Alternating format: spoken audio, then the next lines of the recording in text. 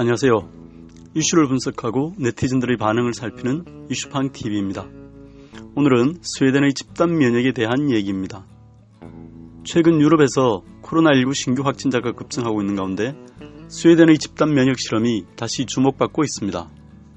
유럽 질병예방통제센터에 따르면 9월 15일 기준 스웨덴의 2주간 누적 환자 평균 수는 10만 명당 22.2명으로 스페인 279명, 프랑스 158.5명, 체코 118명, 벨기에 77명, 영국 59명 등에 비해 확연히 낮습니다.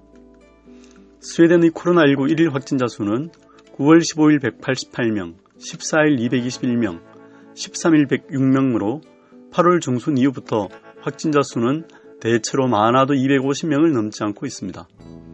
사망자 수 역시 16일 5명, 14일 1명 등으로 7월 23일 이후부터 사망자가 없거나 하루 5명을 넘지 않는 모습입니다. 국내 언론도 이 같은 내용을 다루면서 스웨덴의 집단 면역 실험을 많이 언급했는데요. 정작 스웨덴 보건 당국자들의 말은 이와는 좀 다릅니다. 자신들은 집단 면역 전략을 선택한 것이 아니며 백신이 나오기 전에는 다른 방법이 없는 만큼 개인적인 책임감을 강조하는 메시지를 명확하고 일관되게 보낸 결과라고 평가하고 있습니다. 즉, 폐쇄나 봉쇄 같은 일회적 대응책이 아니라 지속 가능한 전략을 선택했다는 것입니다.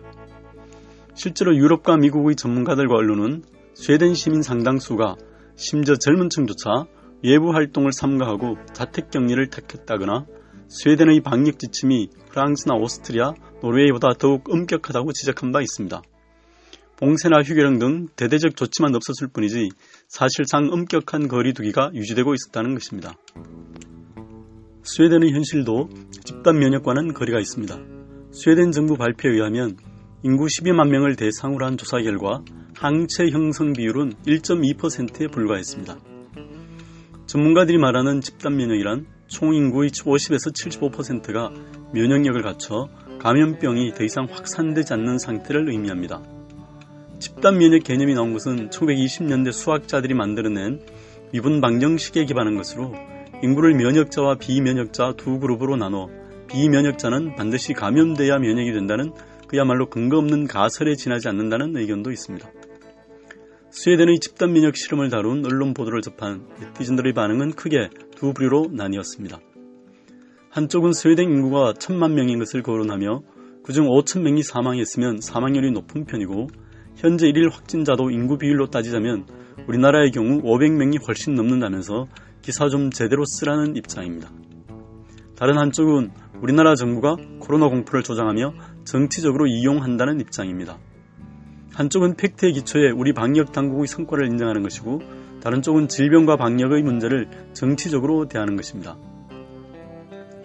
다만 한 가지 분명한 사실은 스웨덴의 집단 면역 실험은 스웨덴 정부의 공식 전략이 아니라 외부에서 만들어낸 개념이라는 것입니다. 이슈팡TV 오늘은 여기서 마치겠습니다.